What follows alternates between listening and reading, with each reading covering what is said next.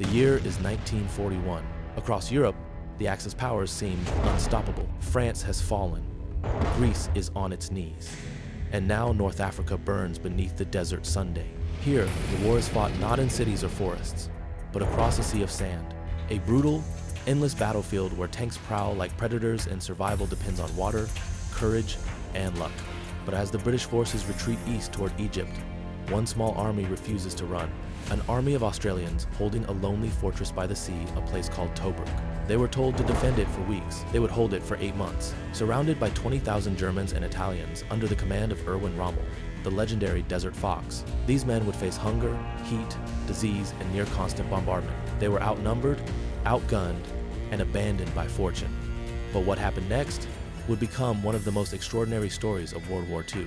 A story of defiance, endurance, and the Australian spirit forged in the dust and flame of Tobruk. The trap closes. April 1941, the desert sun burned white over Libya as the German Afrika Korps swept across the sands like a steel tide. Their commander, Erwin Rommel, the Desert Fox, had arrived only weeks earlier, but already his name carried weight like thunder.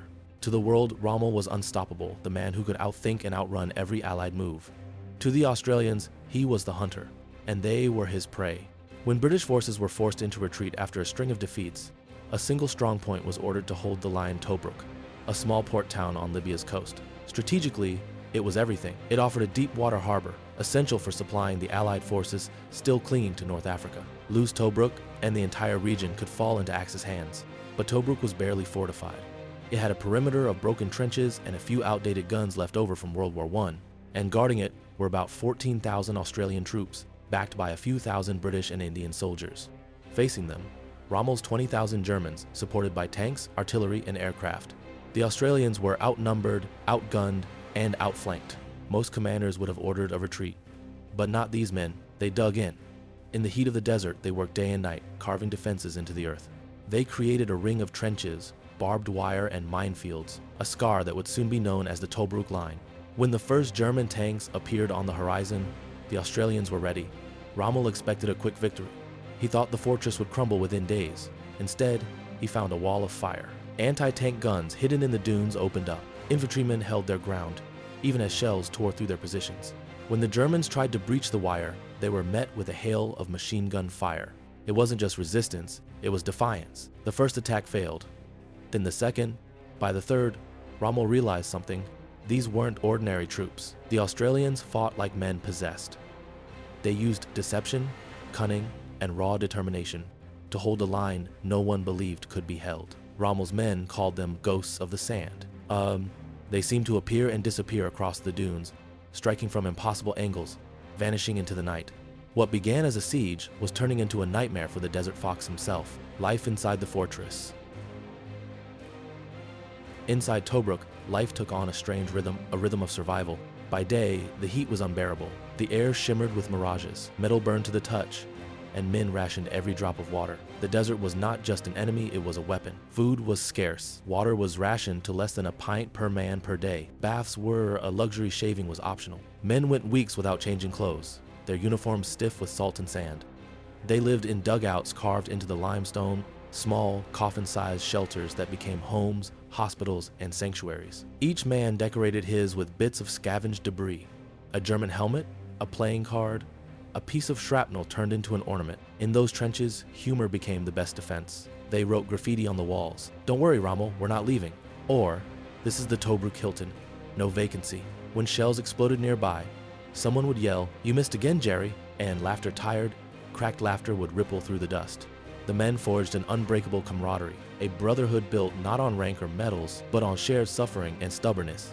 And when the nights came, the desert turned cold, bitterly cold. Men huddled together for warmth, whispering about home, about families waiting half a world away, about what they'd do when the war was over. But the war was never far.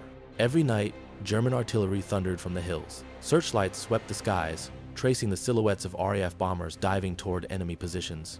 The flashes lit up the sand like lightning, and sometimes, the dead didn't stay buried. Shells unearthed graves. Men reburied their comrades again and again. Tobruk was a living hell, yet, through it all, morale remained. Because they believed in something bigger, not orders, not politics, but each other. They were ordinary men mechanics, farmers, shop clerks, turned soldiers who refused to give ground. And the more the Germans attacked, the harder the Australians fought back. As one officer later said, at Tobruk, courage was contagious. The fortress held not because it was strong, but because the men inside it refused to break. And as Rommel's forces regrouped for another massive assault, the Australians were waiting, tired, hungry, and outnumbered, but ready to defy the odds again, facing the Desert Fox. For Erwin Rommel, Tobruk was supposed to be a quick victory, a simple cleanup on his way to Egypt. He had swept through North Africa like a sandstorm, defeating British armor with dazzling speed and flawless tactics. But Tobruk refused to fall. Rommel studied the map, tracing his finger over the ring of defenses that surrounded the port. He knew his enemy was trapped cut off, undersupplied, and baking in the desert heat. By every rule of war, they should have collapsed. And yet, each assault failed. When Rommel's tanks rolled forward, the Australians dug deeper. When his artillery hammered the fortress, the diggers crawled out of the rubble and returned fire. When he tried to flank them, they laid ambushes in the night and struck from the shadows. They were young men, some barely in their 20s, but they fought with the cunning of veterans. Their secret weapon wasn't machinery or numbers. It was an adaptation. They learned the desert faster than Rommel's men did. They discovered that smoke and dust could hide troop movements, that the glare of the sun could blind tank optics. They even timed their attacks to the rhythm of Stuka raids, moving only when the roar of bombs masked their footsteps. Rommel's elite Afrika Korps, the best of the Wehrmacht, were being outsmarted by men who had never seen the desert before. The Desert Fox had found his match, and it came in the form of the Australian 9th Division. Desert deception.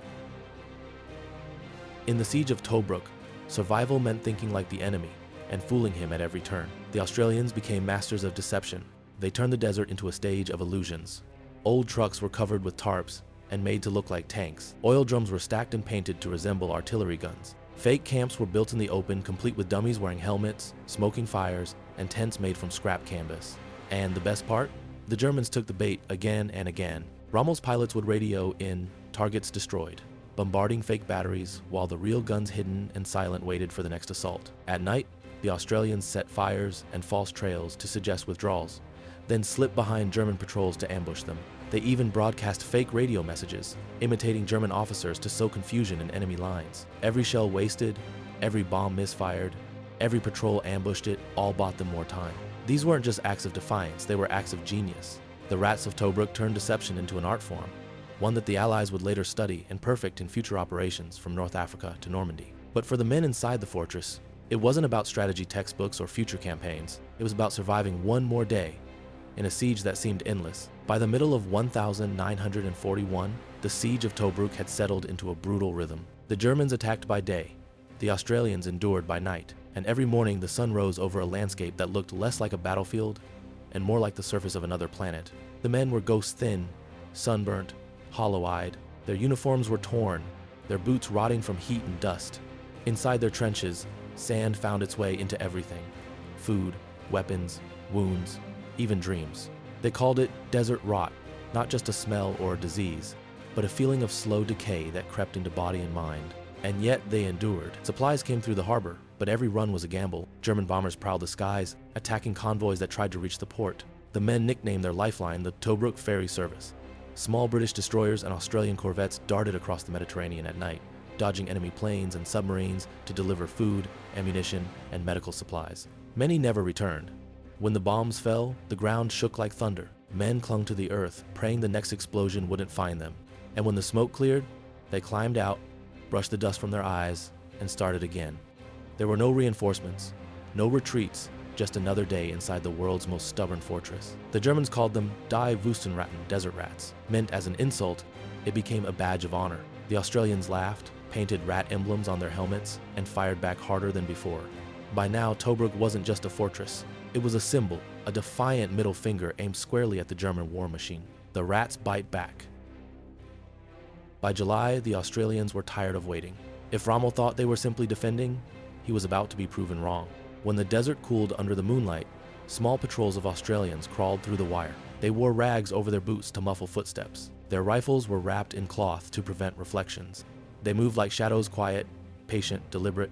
Their targets were enemy camps, supply depots, and outposts that kept the siege alive. They slipped through the darkness, laid mines, cut communication lines, and vanished before dawn. One raid captured an entire German patrol. Another blew up an ammunition truck and slipped back into the fortress before sunrise. It was psychological warfare at its finest. Rommel's soldiers, who once thought the Australians were trapped, now feared them. Every rustle in the sand, every flicker of light beyond the wire could mean an Australian attack. And they never came from the same direction twice. The Australians used decoys and fake signals to make the Germans believe they were everywhere. Some soldiers even claimed to hear the enemy whispering outside their tents at night. The rats of Tobruk had turned from defenders into predators. They weren't just surviving anymore, they were hunting. In war, the strongest weapon isn't always the biggest gun. Sometimes, it's the enemy's imagination. And at Tobruk, the Germans' imagination turned against them. The longest stand. As summer turned to autumn, the siege of Tobruk became the longest continuous defense in modern history up to that point. Month after month, the men held the line. They were emaciated, diseased, and weary, but unbroken. Some had gone more than 6 months without rest, their hair bleached white by the sun, their eyes rimmed with red dust. The medics worked miracles with almost nothing. Shrapnel wounds were treated with boiled water. Field surgeons operated in candlelight, under bombardment, with flies buzzing over the wounded. Even so, morale held because the men believed in each other. They trusted their mates more than any command from London. When Rommel launched Operation Battleaxe and later Operation Crusader, he threw everything he had: tanks, aircraft, artillery at the fortress walls. The horizon glowed orange for miles. The air itself seemed to burn. But every time, Tobruk held. Australian machine gunners cut down wave after wave of advancing troops. When tanks broke through, men climbed onto them, dropped grenades into hatches, and jumped clear seconds before the explosion. There was no retreat, no fallback, just endurance. Even Rommel, the master of momentum, admitted that Tobruk had cost him more time and resources than any other battle in the desert. And the longer Tobruk stood, the more the myth of German invincibility began to crumble. By November, British forces advancing west finally reached the outskirts of the fortress. When the first armored units broke through the German lines and saw the battered Australians waving from their trenches, the world learned what true endurance looked like. After 8 relentless months, the siege was finally broken. The defenders of Tobruk, tired, dirty, and starving, had done the impossible. The legend lives on. When the last shells fell silent, the men of Tobruk didn't cheer. They were too exhausted to celebrate. They simply stood, watching the horizon, as if daring the desert to test them again. Their stand had lasted 242 days, longer than any siege in British military history since the Napoleonic Wars. But the real victory was something deeper. The rats of Tobruk had changed how the world saw Australians. Before the war, they were often seen as the junior partners of the British Empire, loyal, rugged, but secondary. After Tobruk, that perception was shattered.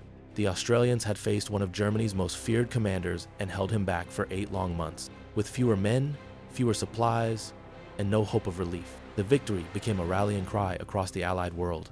British papers called them the toughest soldiers alive. Even German soldiers, those who had faced them firsthand, spoke of the Australians with a kind of grim respect. For the men who survived, life after Tobruk was never the same. Many carried the scars, physical and mental, for the rest of their lives. But when they spoke of those days, they spoke with pride. They didn't boast about medals or glory. They talked about mateship, about sharing the last drop of water, about holding the line when everyone else said it was hopeless. The siege became a symbol of what Australians would forever call the Anzac spirit: courage, endurance, and a refusal to surrender no matter the odds. In the years since, the name Tobruk has become legendary, a byword for resilience in the face of overwhelming adversity. When history remembers the great stands of World War II, Stalingrad, Bastogne, El Alamein, Tobruk will always stand beside them. Because there, surrounded by 20,000 Germans, a few thousand Australians proved that courage could be stronger than fear, and that some men simply refused to fall. Surrounded by 20,000 Germans, cut off, bombed, starved, and left for dead, the Australians at Tobruk did the unthinkable. They held. For 8 relentless months, they defied the Desert Fox, and in doing so, they changed the course of the Desert War. Tobruk was more than a fortress. It was a statement, a reminder that courage doesn't come from numbers or from weapons, but from the hearts of men who refused to surrender.